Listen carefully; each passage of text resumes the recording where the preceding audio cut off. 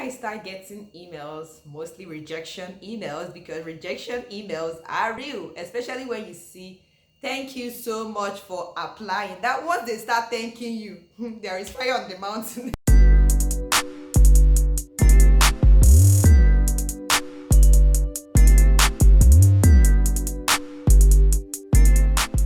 Hello guys, welcome again to my YouTube channel. This is Joe KK, the intercultural communicator. Thank you so much for stopping by and clicking to watch this video today. If today is your first time of stumbling, you just stumbled upon this video, thank you so much. On this platform, I create educational content, to help international students, immigrants who want to get their graduate study, master's, be it PhD. I also share my experiences as a young woman who lives in the United States of America with other people, and I create lifestyle videos. So if this is like you, please and please, okay, check out my previous videos and watch, like, and drop a sweet comment on there, okay. So today, to just get right into today's video, you've already seen the title, how I managed after I graduated. So a little backtrack, I came to the USA a few years ago. I did my master's and I've graduated and I'm working. Today will just be a little story time, how I navigated the whole situation and the whole system, getting a job, things that I did and things that I did not do, okay? So the very first thing that I did was I graduated in May 2019. Towards my graduation time, I started looking for a job. I've said that in one of my videos. I started looking for a job in December. I didn't go anywhere. I didn't do any Christmas plans or anything. I stayed back in school, started looking for a job, building my resume, working on my LinkedIn profile, building my resume, and putting the word out there. I did tons and tons of application. Something that I did that I would encourage you people not to do is that I just lost track. I didn't keep track of the jobs that I applied. I was just applying, especially one-click apply. There is something called one-click apply. If you upload your resume in the system already, when you see a job that matches your resume, you can just do a click like submit resume. So I did tons of that and I didn't keep track. So when I start getting emails, mostly rejection emails, because rejection emails are real, especially when you see thank you so much for applying. That once they start thanking you, there is fire on the mountain. Once they start thanking you for applying, there is fire on the mountain. Reading through is just a rejection, right? But when you see emails like congratulations, that is good news right there. I'm speaking from experience. But yeah, when I see emails and I'm like, did I apply to this company? Okay, what are you saying? So I lost track. Please don't do that. Actually keep track on the jobs that you're applying. Then fast forward to, I did a lot of interviews. One thing that I will tell you people that helps me is that depending on the state that you find yourself in, I found myself in Colorado, and Denver being the capital of Colorado is a very good city, right? You might find yourself in a city, you might find yourself in a state that their capital is not doing so well, like they don't really have job opportunities. Feel free to keep your applications open. For my own case, I threw in more applications in Denver because where my school was, which is Colorado State University up at Fort Collins, it was easy to get to Denver. It's just like 1 hour 15 minutes drive to Denver. So it was really easy. So if you see something like, oh, we have an interview tomorrow, you can easily get on the bus or find a friend that would drive you. So I was more of my applications in Denver, which really helps me. And I did tons of them, which later I landed a job in Denver. So the transitioning was smooth for me. One reason why I focused my applications in Denver is that I didn't have enough resources to be flying to different states all the time. Say I get an email, oh, come for interview, in-person interview. I had a lot of those like in Washington, Maryland, but I couldn't go because that wasn't sustainable at all. And most of these companies, they don't even give you most of them don't cover these expenses. While you might be lucky, you find some that will cover the expenses, but in my own case, most of them didn't cover the expenses. So I was like, you know what, baby girl is not doing that. I rather manage my resources and just be wise with my application. So what I will advise you people, say you're not in a state that their city or wherever is not the future is not bright, so to say, in that location, feel free to be open throughout application out there. You can talk to the hiring manager. This is your situation. If they can start with a virtual interview, which thankfully for what we are facing now, the pandemic, right? Most things are even remote now, so which is very okay. Not like it is okay that we're in pandemic, but it is a little bit okay that things have been made easier. You must not necessarily be there, except when it's absolutely necessary. So yeah, you can propose that. Most times they listen. Then when you get to the final stage, that you have to sit with team, like a group of people to talk about the job and everything, then you can now go into the office, or you can travel. You know that, okay, if I'm investing in this, there is a 50% chance that is going to go through. So that is something. Then another thing, okay, then I got my job and I had to move to Denver, right? So my move was a little bit easy. I've already met like some friends who were willing to help me move. They brought their cars and they helped me move, and that was easy. I know you'll be asking, where did you move to? Did you move to a forest or tree? I'm coming. I moved to a house. So how did I get my accommodation, right?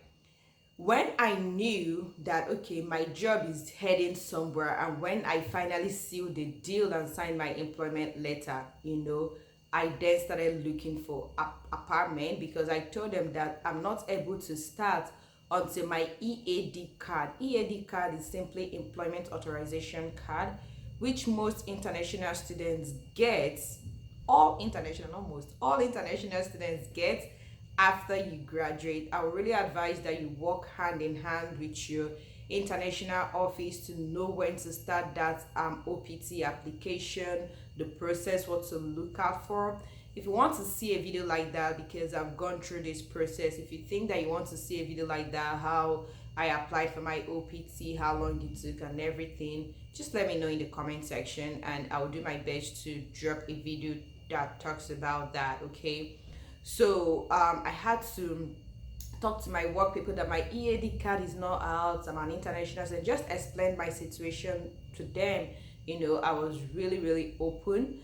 So I told them that. We were like, okay, when can you start? I told them this is what is happening, just give me 1 month. And they were really willing to work with me. So that was good. So within that 1 month, and I was there looking for houses in Denver, right?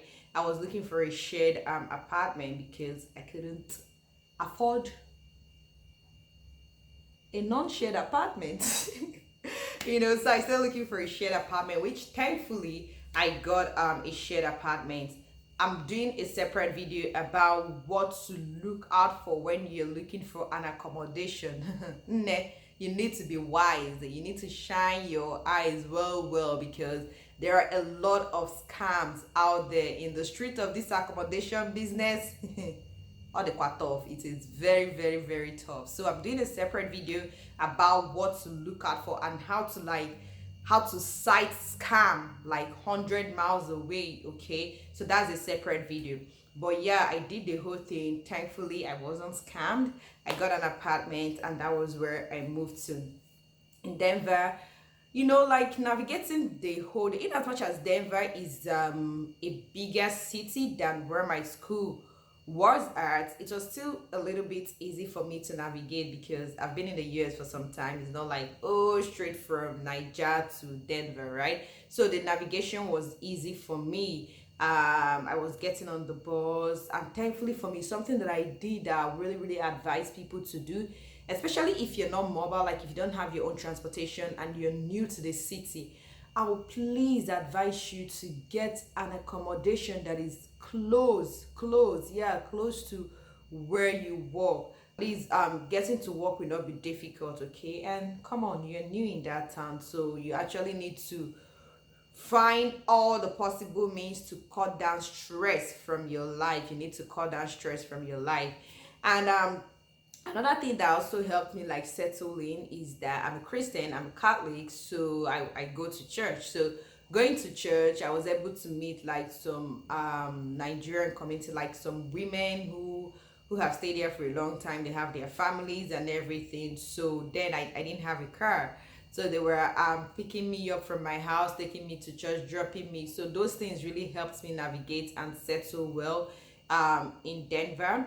And from then I just started meeting some people too, some Africans, and yeah, I just started doing just building a small circle of friends and just getting used to the whole environment. And actually those things help me. Another thing I really advise people is that when you're in a new town, I, for one, is a person that really appreciates small circle of friends. I was able to put myself out there, meet one or two people, and selected my friends. Yes, I do friend selection, and selected my friends. So yeah, I really advise you to go out there, meet people, and just know the people that you really want to be friends with, and the people that you be like, backdoor, I don't think I want to do this shit with you. So yeah, so that really helped me. And what else really helped me? And yes, in terms of I moved most of my properties from Fort Collins because it was close, right? It's just 1 hour 15 minutes drive, so it was really close. If I was moving to a different state entirely, I would have sold my properties. Yes, I would have sold them, and maybe when I get to the new city, I will just buy another one. But I moved with my properties, and I did a video on how, if you're on a budget, how you can get things for free, how you can buy items like very cheap. So I did a video about that. If you've not seen that video, you're missing. Please do well to check out that video because it's a very, very interesting and a helpful one at that. Yeah, those are the things that helped me. If you're in the US and you've been to Colorado, tell me in the comment section, what do you think about that state? Do you love it? I love it. It's a very chilled state. A lot of them are sane out there. Yep. So it's a very chilled state. I really love it so much. So tell me in the comment section. These are the few things that helped me settle in Denver. And this was just like my life after graduation, right? I was doing my job. And something I would say is that life after graduation is just like you've solved a problem and you're moving to another problem. But in this case, it's like a sweet problem. I don't know if there is a word like that, but to me, I will term it a sweet problem because all the stress of due dates, assignments, if you're a TA or a research assistant, marking people's papers, just meeting deadlines, like the pressure is too much.